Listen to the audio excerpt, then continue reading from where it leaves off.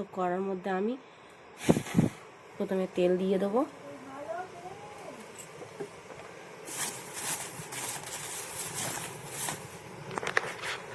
তেলটা গরম হয়ে গেলে একটু আমি চারদিক করে দেবো তেলটা।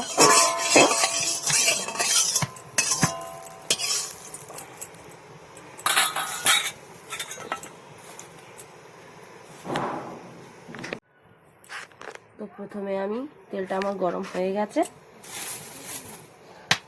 মাছগুলো দিয়ে দেবো।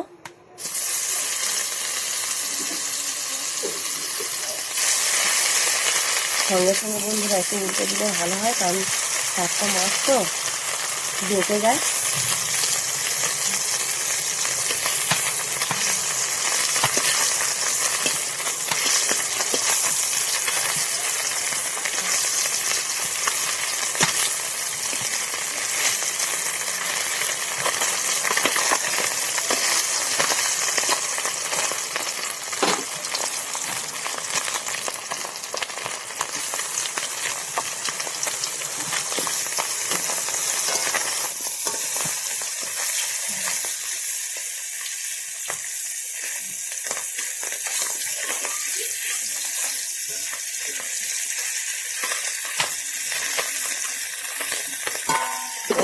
জ্যান্ত মাছ ছিল বন্ধুরা, মাছগুলো কাটা আমাদের আপনাদের দেখতে পাবেন, আমি কাটিয়ে নেওয়ার শাশুড়ি থেকে।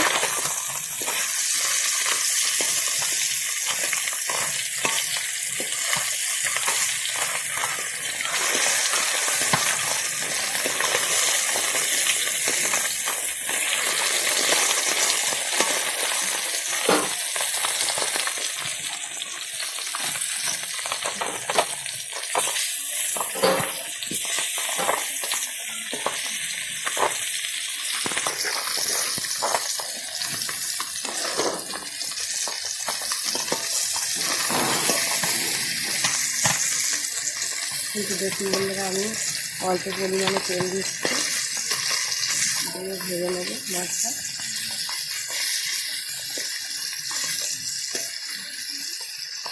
আস্তে আস্তে জাল দিলে ভালো হয় মাছগুলোতে।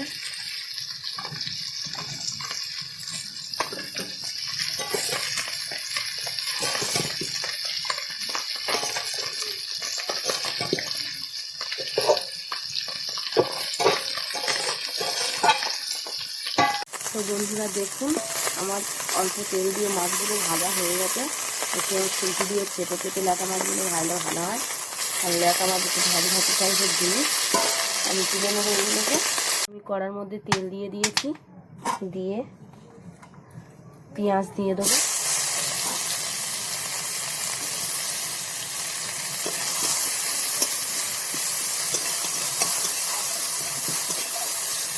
পেঁয়াজটা হালকা করে ভেজে নিয়েছি।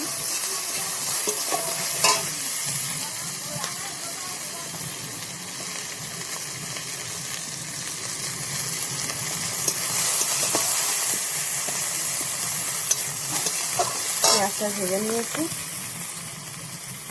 এই যে অসমের কচু আলু কাটা আছে, অসমের কচু দেখুন বন্ধুরা, খেতে কতটা টেস্টি লাগবে।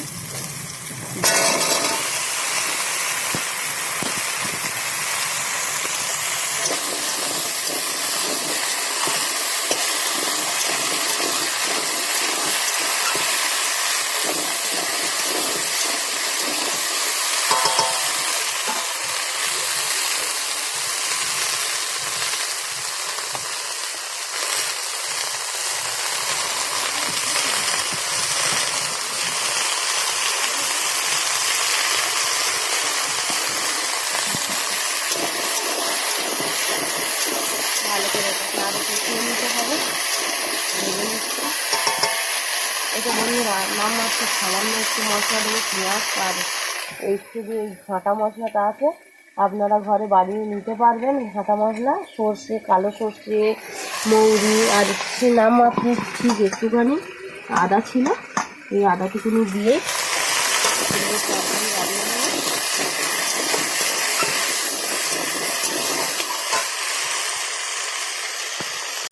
তো বন্ধুরা দেখুন, আর একটু ভালোভাবে দেখুন,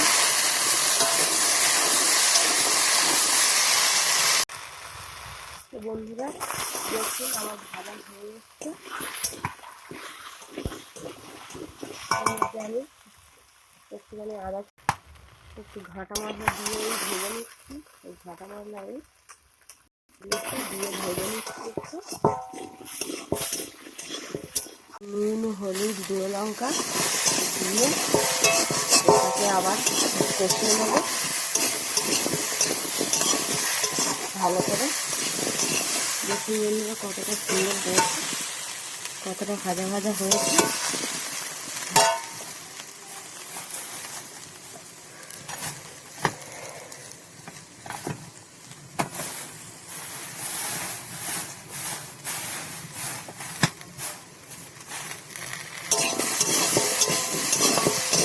এবার একটু জল দিয়ে দেবো, মশলার এই জলটা দিয়ে দেবো।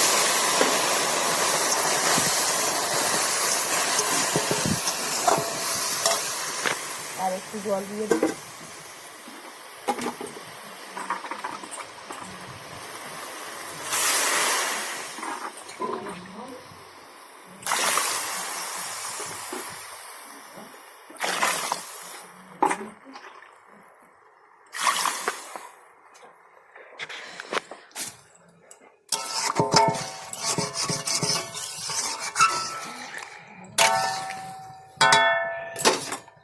দিয়ে তরকারিটাকে আমি ঢেকে রাখবো। তো আমি এটাকে খুলে দেখব।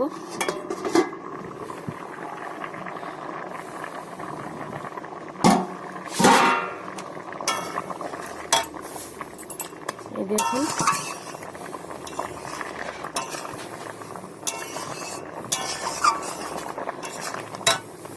কতটা সুন্দর হয়েছে।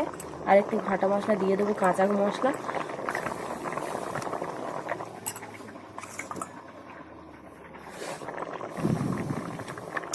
আর একটু ফুটিয়ে নেবো, দেখি আলুটা সেদ্ধ হয়েছে কিনা।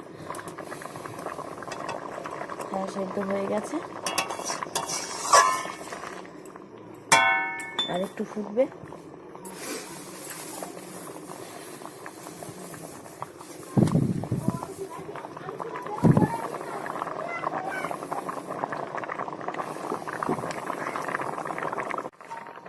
বন্ধুরা দেখুন কচুর তরকারি রেডি। তো আমি এর মধ্যে এক এক করে মাছ দিয়ে দেবো।